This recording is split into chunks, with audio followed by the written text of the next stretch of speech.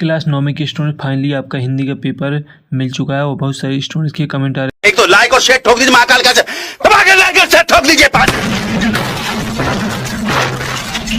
पूरा साल मेहनत करता हूँ आपके लिए बेटा, ऐसा नहीं चलेगा, ऐसा नहीं चलेगा। कि सर हिंदी का पेपर डाल दें तो आपका फाइनली आपका हिंदी का पेपर आ चुका है। और जो स्टूडेंट इस चैनल पर नए हैं वो चैनल को सब्सक्राइब प्लीज़ जरूर करें और वीडियो को लाइक भी कर दें, क्योंकि जो आपके कक्षा 9 वालों के अर्धवार्षिक पेपर होने वाले संपूर्ण पेपर आपको इसी चैनल पर मिलने वाले हैं। तो चैनल को सब्सक्राइब तो जरूर करें और वीडियो को लाइक भी कर दें। तो आप देख सकते हैं अर्धवार्षिक परीक्षा 2023-24 कक्षा 9वीं विषय हिंदी सेट ए।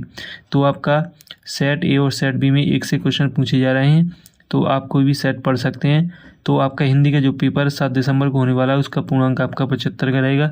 तो स्टूडेंट्स आपका जो पेपर है वो आपका पूरा का पूरा मैं लेकर आ चुका हूं और आप देख सकते हैं पूरा पेपर और संपूर्ण क्वेश्चन हम इस वीडियो में देखने वाले हैं और आपका सॉल्यूशन आपको देने वाले हैं। तो आप देख लीजिए, जो आपका पहला प्रश्न सही विकल्प चुनकर लिखिए। 6 नंबर की आपके सही विकल्प रहेंगे स्टूडेंट्स इसमें, जिसमें पहला आपका जो सही विकल्प वो आप देख लीजिए, कबीरदास की एक रचना साकेत, बीजक, कुरुक्षेत्र, यामा। तो इसमें आपका सही आंसर बीजक हो जाएगा। इसके बाद आपका दूसरा, हिंदी साहित्य का सर्वाधिक लोकप्रिय महाकाव्य कौन सा है? पदावत, रामचरितमानस, पृथ्वीराज रासो, रमाल रासो। तो इसमें सही आंसर आपका हो जाएगा रामचरितमानस। इसके बाद आपका तीसरा, काव्य के भेद माने गए हैं 2, 3, 4, 5। तो इसमें आपका 2 हो जाएगा। इसके बाद है चौथा, झुरी ने बैलों को कहाँ भेज दिया था? मौसी के घर, दादी के घर, ससुराल, नानी के घर। तो इसमें आपका ससुराल हो जाएगा।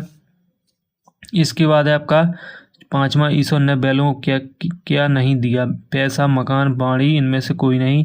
तो आपका इसमें हो जाएगा वाणी।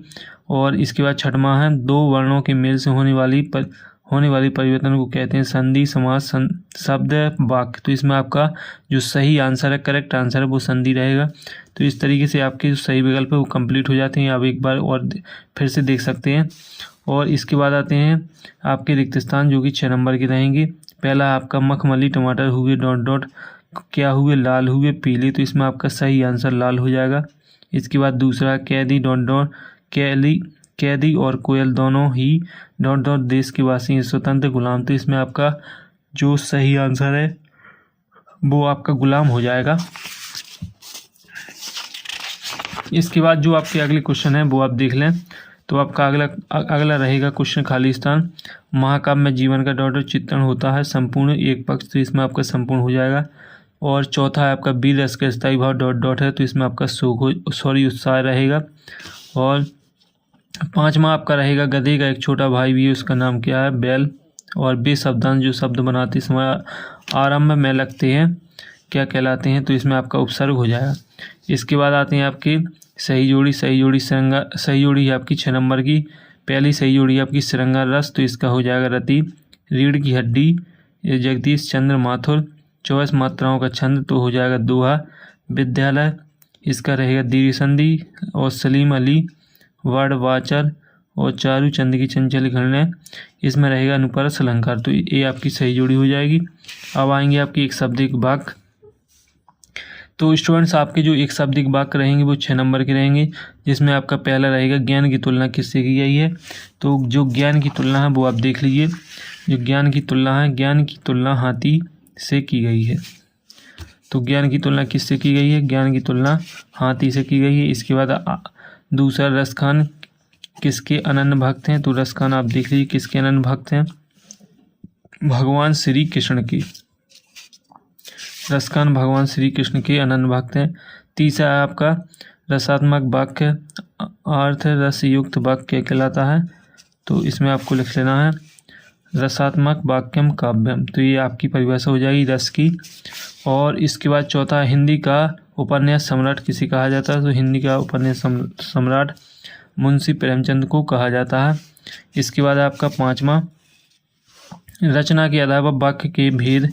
तो रचना के आधार पर वाक्य के भेद कितने होते हैं? 3 होते हैं। और आपका जो आखिरी रहेगा, पान वाले की बिक्री अचानक क्यों बढ़ गई थी? तो बाढ़ के कारण पान वाले की बिक्री अचानक बढ़ गई थी। तो ये आपके एक शब्दिक वाक्य हो जाएंगे। अब आते हैं आपके सत्य रहेंगे आपके स्टूडेंट्स 6 नंबर के, आप देख लीजिए। तो सत्य में पहला रहेगा रात दिन में तत्पुरुष समास है, तो ये आपका गलत है, यानी गलत कथन है। इसके बाद दूसरा, जहाँ नायक नायिका के बाह्य विरह वर्णन हो वहाँ संयोग श्रृंगार होता है, तो ये आपका गलत यानी गलत कथन है। दोहा मात्रिक छंद है, तो ये आपका सही है। चौथा है आपका सूर्य का तत्सम चंद्रमा है, तो ये आपका गलत कथन है। अस्थिर मनोविकार स्थायी भाव कहलाते हैं, तो ये आपका गलत है। नाटक में कई अंक होते हैं, तो ये आपका सही है। इसके बाद आते हैं आपके 2-2 नंबर क्वेश्चन। तो 2-2 नंबर क्वेश्चन भी आप देख लीजिए। जो आपका छठवां है, नई कविता की प्रमुख 2 विशेषताएं लिखिए, छायावाद की 2 विशेषताएं लिखिए। तो इनकी सभी की सॉल्यूशन आपको टेलीग्राम चैनल पर मिल जाएंगे और आपको टेलीग्राम चैनल की लिंक वीडियो के डिस्क्रिप्शन में मिल जाएगी। वहाँ से आप टेलीग्राम ग्रुप को ज्वाइन कर सकते हैं और पेपर का जो संपूर्ण सॉल्यूशन है वो आप प्राप्त कर सकते हैं। इसके बाद है आपका सातवां आपका मानसरोवर से कवि का क्या आशा है, और जो इसका था वो आप देख लीजिए। हथकड़ियों को गहना क्यों कहा गया है। स्टूडेंट्स, आपका जो 2-2 नंबर के क्वेश्चन रहेंगे आपको बहुत ही सीमित शब्दों में लिखना है। इसके बाद आपका 8वां, कवि रसकान के भाव सुंदर की विशेषता लिखिए। सुमित्रानंद पंत के भाव सुंदर की 2 विशेषता लिखिए। दोहा की परिभाषा लिखिए, चौपाई की परिभाषा, और इसके बाद 10वां यमक अलंकार की परिभाषा उदाहरण सहित समझाइए। रूपक अलंकार की परिभाषा, और 11वां है आपका गद्य की गौण विधाओं के बारे में लिखिए। एकांकी की 2 विशेषता लिखिए। इसके बाद है आपका 12वां प्रेमचंद की साहित्य की 2 विशेषताएं, और इसके बाद महादेवी वर्मा की भाषा शैली की विशेषता लिखिए। 13वां है आपका कांजी हौज में कैद पशुओं की हाजिरी क्यों ली जाती थी, और छोटी बच्ची को बैलों के प्रति प्रेम क्यों उमड़ आया। और 14वां मुहावरे और लोकोक्ति में अंतर लिखिए। निपात शब्द क्या है लिखिए। 15वां आपका रीढ़ की हड्डी एकांकी का उद्देश्य लिखिए, और रीढ़ की हड्डी एकांकी में कितने प्रकार के खेलों पर चर्चा की गई है। 16वां आपका विज्ञापन लेखन की 2 विशेषताएं लिखिए। रिपोर्टाज से आप क्या समझते हैं लिखिए। 17वां है आपका निम्नलिखित मुहावरे के अर्थ बताते हुए वाक्य में प्रयोग कीजिए। तो आप देख लीजिए पूरा का पूरा पेपर।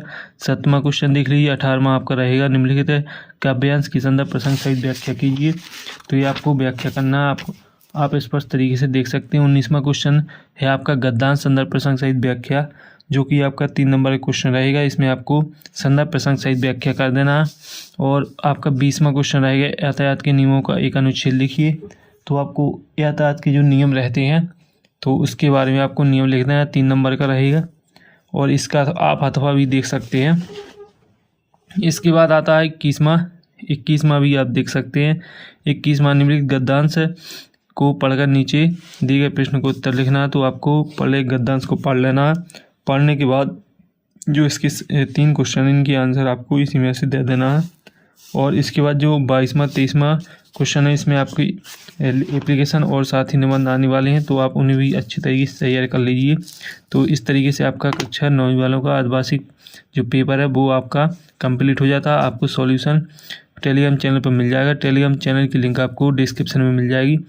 तो इस तरीके से आपका हिंदी के पेपर रहने वाला है, और भी जो पेपर होने वाले हैं वो संपूर्ण पेपर आपको इसी चैनल पर मिलने वाले हैं। तो अगली वीडियो है फिर मिलते हैं, तब तक के लिए जय हिंद।